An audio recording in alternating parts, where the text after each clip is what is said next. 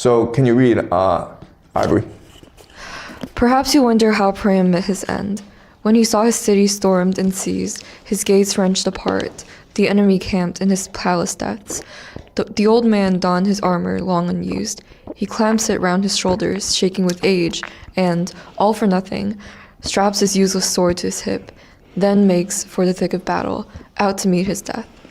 At the heart of the house, an ample altar stood, naked under the skies, an ancient laurel bending over the shrine, embracing our household gods within its shade. Here, flocking the altar, Hecuba and her daughters huddled, blown headlong down like doves by a black storm, clutching, all for nothing, the figures of their gods. Seeing Priam decked in the arms he'd worn as a young man, "Are you insane?" she cries. "Poor husband, what impels you to strap that sword on now? Where are you rushing? Too late for such defense, such help. Not even my own Hector, if he came to the rescue now. Come to me, Priam. This altar will shield us all, or else you'll die with us." With those words, drawing him towards her there, she made a place for the old man beside the holy shrine. Okay, let's continue. Suddenly, look, a son of Priam, Polites, just escaped from slaughter at Pyrrhus' hands. Okay, so Pyrrhus is a son of Achilles, okay? So this is a rewriting of the ending of the Iliad, where Priam and Achilles have this great emotional battle where they forgive each other. And Priam's love for Hector and Achilles' love for his father unifies their soul, okay? This is going to be a rewriting of that battle. So Achilles is dead, and now his son is seeking to kill Priam. Keep on going. Comes racing through spears, through enemy fighters, fleeing down the long arcades and deserted hallways, badly wounded, Pyrrhus hot on his heels, a weapon poised for the kill, about to seize him, about to run him through and pressing home as Polites reaches his parents and collapses, vomiting out his lifeblood before their eyes. At that... Okay, so again, this is a rewriting of the Iliad, where now Polites becomes Hector, right? Because remember, Achilles kills Hector at the gates of Troy, and Priam and Hecuba are on the walls watching this. And then Achilles commits a war crime by basically tying Hector to his chariot and then dragging Hector all around the walls of Troy. Okay, so this is a reimagining of that scene. Okay, keep on going. At that, Priam, trapped in the grip of death, not holding back, not checking his words, his rage. "You," he cries, "you and your vicious crimes. If any power on high recoils at such an outrage, let the gods repay you for all your reckless work, grant you the thanks, the rich reward you've earned. You've made me see my son's death with my own eyes, defiled the father's sight with his son's lifeblood. You say you're Achilles' son? You lie. Achilles never treated his enemy Priam so.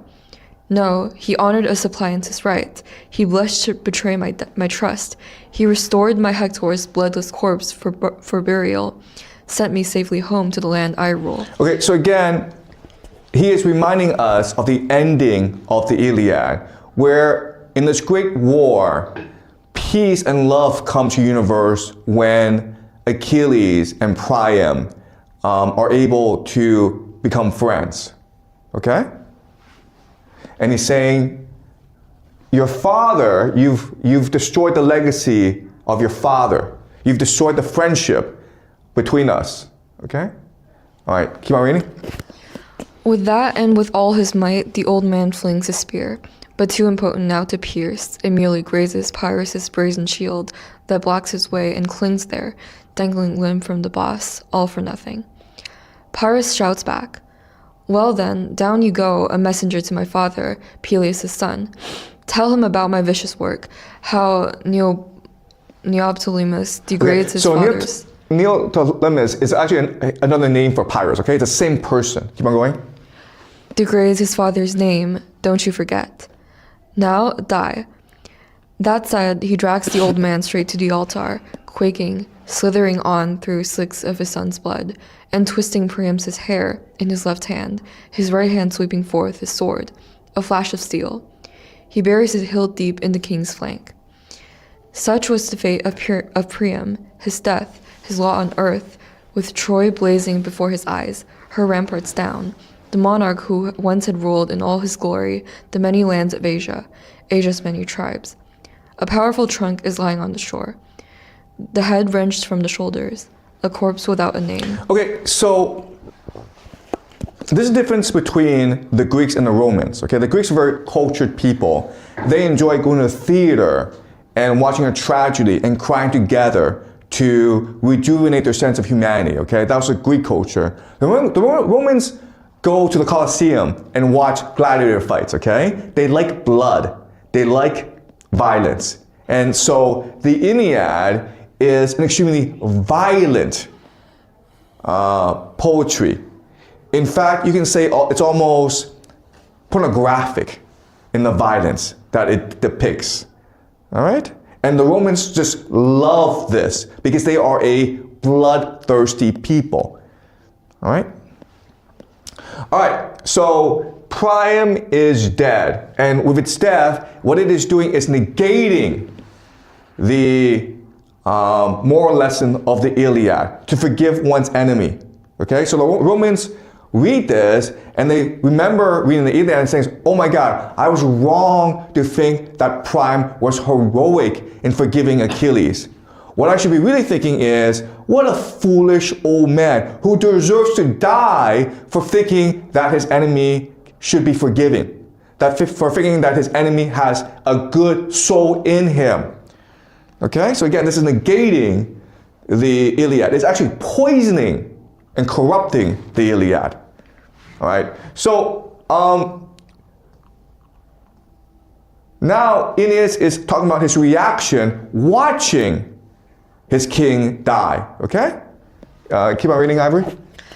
Then, for the first time, the full horror came home to me at last. I froze. The thought of my own dear father filled my mind when I saw the old king gasping out his life with that raw wound. Both men were the same age, and the thought of my Creusa alone, abandoned, our house plundered, our little Ulysses' fate. I look back. What forces still stood by me? None. Totally spent in war, they'd all deserted. Down from the roofs, they flung themselves to earth, or hold their broken bodies in the flames. So, at just that moment, I was the one man left, and then I saw her, clinging to Vestas' threshold, hiding in silence, tucked away, Helen of Argos. Glare of the fires lit my view as I looked down, scanning the city left and right, and there she was. Terrified of the Trojans' hate, now Troy was overpowered. Terrified of the Greeks' revenge, her deserted husband's rage. That universal fury, a curse to Troy and her native land. And here she lurked, skulking, a thing of loathing, cowering at the altar. Helen. Out it flared, the fire inside my soul, my rage ablaze to avenge our fallen country. Pay Helen back, crime for crime. Okay, so Aeneas is watching his entire civilization being destroyed.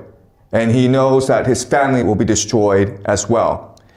And he is taken aback. He's sort of like paralyzed by his anger and his hatred and his fear. And then he sees Helen. And he's like, this is her fault. Okay? This is why we are destroyed as civilization, because of this whore. Okay? And so this is telling us what? The lesson from this is that love is a source of evil in the world. Okay? Love is a source of evil in this world. Remember the Odyssey. What is the main lesson of the Odyssey? Love is the redemptive force of the world, right? If you are shattered as a person, it is love that will lead you home and heal you as a person. And what the Iliad is saying instead is that love is what destroys civilization. Love is what corrupts you. Love is what leads you to hell. Okay?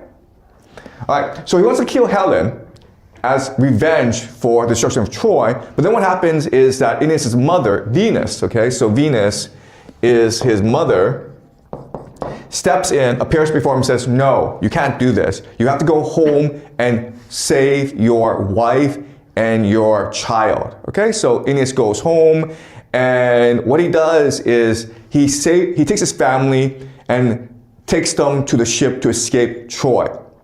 But as they are running through the streets of Troy, what Aeneas does is he puts his father on his back, okay? And he holds his son, his young son, Ilias. And Creusa, the wife, has to follow them, okay? So that's the Roman priority, okay? The most important person in the family is the patriarch, the father. Then is the son who inherits. And the wife is just someone who follows, okay? But her job is to serve rather than being equal in the relationship. And this, again, is very different from the Odyssey, where in many ways Penelope and Odysseus are equal to each other, okay? All right, so what happens is that Aeneas gets to the ship, and he puts his father and his son on the ship, ready to escape, but he recognizes at the very last minute, his wife is missing. So he goes back and tries to save his wife. But his wife is dead. And why is she dead? Because she killed herself. Why did she kill herself? She killed herself because it is her duty not to burden her husband. Because her husband is destined for great things. He's destined to found an empire, so he must marry into a new lineage, a new royal family, and therefore she has to kill herself to free him. But not only that, but if she were to become a slave to the Greeks, it would cause him embarrassment for the rest of his life, right? Okay, so that is the Roman perception of a wifely duty. Okay, if you're not useful to your husband, just kill yourself. Okay, can you read? Creusa. Nothing, no reply, and again, Creusa. But then, as I madly rushed from house to house, no one in sight, abruptly, right before my eyes, I saw her stricken ghost, my own Creusa's shade. But larger than life, the life I'd known so well. I froze. My hackles bristled, voice choked in my throat, and my wife spoke out to ease me of my anguish. My dear husband, why so eager to give yourself to such mad flights of grief? Is not without the will of the gods these things have come to pass. But the gods forbid you to take Creusa with you, bound from Troy together. The king of lofty Olympus won't allow it. A long exile is your fate. The vast plains of the sea are yours to plow when you reach Hesperian land, where Lydian Tiber flows with a smooth march through rich and loamy fields, a land of hardy people. There Greyjoy and a kingdom are yours to claim, and a queen to make your wife. Dispel your tears for Creusa whom you loved. I will never behold the high and mighty pride of their palaces, the Myrmidons, the Dolopians, or go as a slave to some Greek matron. No, not I, daughter of Dardanus that I am, the wife of Venus' son. The great mother of gods detains me on these shores, and now farewell. Hold dear the son we share, we love together. Again, this is very different from the Odyssey, where the Odyssey is really about a journey of two people, Penelope and Odysseus, to find each other again. Because love is the greatest force in the universe. Okay? Love is what compels the two to reunite and to find each other amidst all the chaos surrounding them. In the Iliad, the idea is that love is hell. So what is heaven? Okay? If love is hell, what is heaven? Heaven is piety. Piety just means obedience to the prophecy of the gods, right?